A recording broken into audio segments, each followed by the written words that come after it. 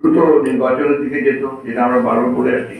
যে প্রশ্ন করা হয়েছে যে মূল বিষয়টা তো হচ্ছে জবাবদিহিতা নিশ্চিত করলে আপনার অনেক সমস্যাই সমাধান হয়ে যায়, যেটা আপনার একমাত্র একটা ইলেকটেড পার্লামেন্ট ছাড়া সম্ভব নয়। সেই কারণেই আমরা এত বেশি জোর দিচ্ছি আপনার একটা নির্বাচনের মাধ্যমে একটা জবাবদিহিমূলক সরকার এবং একটা অবস্থা তৈরি করা। পরিচালনা ব্যয়ের ক্ষেত্রে সরকার যদি স্থানীয় সরকারের বাজেট ভর্তুকি খাতে খরচ কমায় এবং সার্বিকভাবে পরিচালন ব্যয় 10% কমাতে পারে, তাহলে ন্যূনতম 50,000 কোটি টাকা সাশ্রয় সম্ভব। তাছাড়া সরকার কর্তৃক স্বায়ত্তশাসিত প্রতিষ্ঠানগুলোকে দেওয়া ঋণের বাজেট কমিয়ে সাময়িকভাবে ব্যয় সাশ্রয় করতে পারে।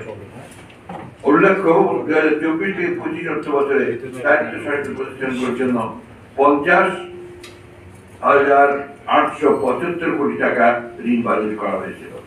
অতএব সরকার খরচ কমানোর মাধ্যমে বাজেটের ন্যূনতম 1 লাখ কোটি টাকা সাশ্রয় করতে পারে এবং ঘাটতি কমাতে পারে। এই পদক্ষেপগুলো দেশের অর্থনৈতিক স্থিতিশীলতা ও দীর্ঘমেয়াদী উন্নয়নের জন্য অত্যন্ত জরুরি। সরকারের খরচ কমানোর এই উদ্যোগগুলো সরকারি সাধারণ মানুষের উপর করের বোঝা কমাবে এবং অর্থনৈতিক চাপ লাঘব করবে। ফলে জনগণ আর্থিকভাবে স্থিতিশীল হবে ও দেশের সার্বিক অর্থনৈতিক উন্নয়ন করবে।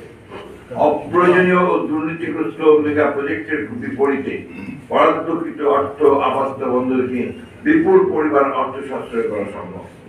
প্রতিটা সরকার কুইকেন্টাল বিদ্যুৎ উৎপাদনের ক্যাপাসিটি চার্জ বাবদ বর্তমান বাজেটে বরাদ্দ রেখেছিল 40,000 কোটি টাকা, যার পরিমাণ 2023-24 অর্থ বছরে ছিল 32,000 কোটি টাকা। মেয়াদ শেষ হয়ে গেলেও নিজেদের স্বার্থে বছরের পর বছর বাড়ানো হয়েছে এগুলোর মেয়াদ। এসব বিদ্যুৎ কেন্দ্রে বছরের পর বছর ক্যাপাসিটি চার্জের নামে চলেছে হরিলুট। গত 14 বছরে এই বিদ্যুৎ কেন্দ্রগুলোতে এমন লুটপাট হয়েছে প্রায় 1,25,000 কোটি টাকার উপর। সেচ পত্র কমিটিতে আমাদের উঠে এসেছে যে বিগত ফ্যাসিস্ট সরকারের সময় উন্নয়ন বাজেটের 40% লুটপাট করা হয়েছে। অধিকন্তু বাজেটে এমন অনেক খাত রয়েছে, যেমন অবকাঠামো খাতগুলোতে বরাদ্দকৃত বাজেটের অধিকাংশই অর্থ ব্যয় করা সম্ভব হয় না।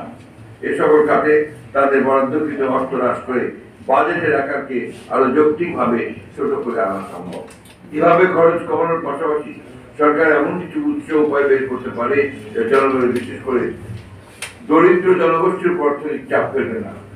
উদাহরণস্বরূপ, প্রত্যক্ষ করের ক্ষেত্রে সর্বোচ্চ স্ল্যাবে ইনকাম ট্যাক্সের হার বৃদ্ধি এবং চার্জ তথা ওয়েলথ ট্যাক্স বাড়ানোর মাধ্যমে কর আদায়ের ক্ষেত্র আরো মনোযোগী হওয়া যেতে পারে। নন ট্যাক্স এবং নন রেভিনিউ খাতে আয় বৃদ্ধি করার দিকেও নজর দেওয়া প্রয়োজন।